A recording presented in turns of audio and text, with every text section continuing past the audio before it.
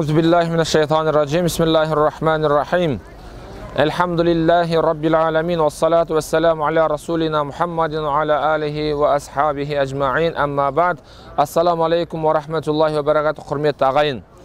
Қазіргі келіп отырған жеріміз Әл-Харам мешітінің Қабай муаzzамының дәл жанында орналасқан, 18 мың ғалам өзінің құрметіне жаралған, басымыздың тәжі, көңіліміздің, жүрегіміздің нұры, көңілімізде ерекше орны болған пайғамбарымыз Мұхаммед Мұстафа саллаллаху алейхи вассаламның дүниеге келген, кіндік қаны тамған үйдің іргесінде тұрмыз, құрметті ағайын.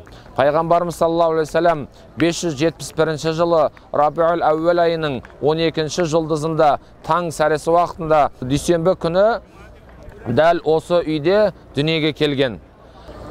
Амина анамыз өзінің жүктілік жайында былай деп баяндауда: мен жүктілігімнің 6 айында бір күнінде түс көрдім. Түсімде ақ киім келген бір кісі келіп маған: ей Амина, сен әлемдердің Раббысының сүйікті құлы әрі пайғамбарына жүктісің.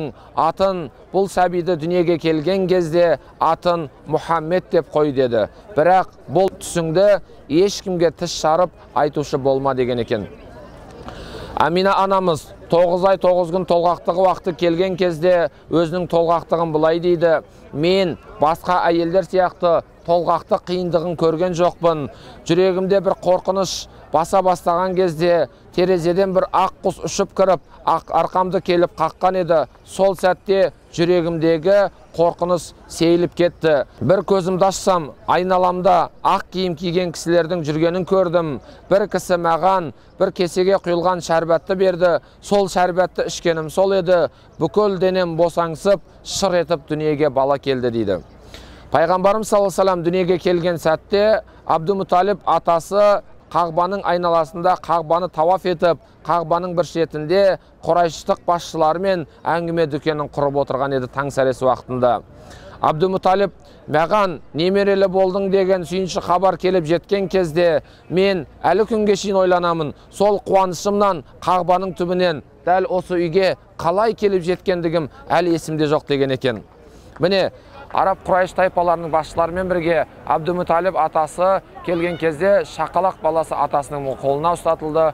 Сол кезде атасы қолына көтеріп тұрған шақалақ балаға қарап, атын Мұхаммед болсын деді.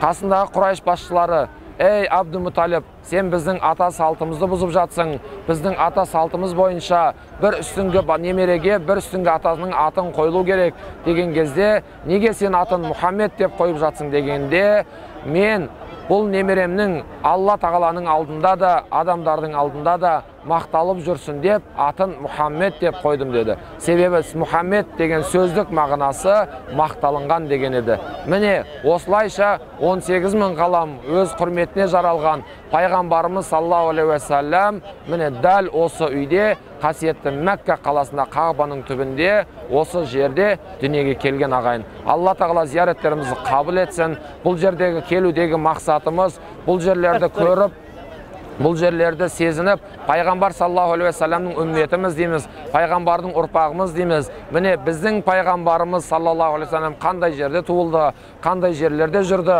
қандай қиыншылықтар мен жақсылықтары болды. Сондай нәрселерді көріп, пайғамбарға деген махаббатымыз арту арқылы Аллаға деген ғибадат құлшылығымызды арттыру мақсатында міне осындай жерге келіп отырмыз. Алла тағала зияреттерімізді қабыл етсін иншалла.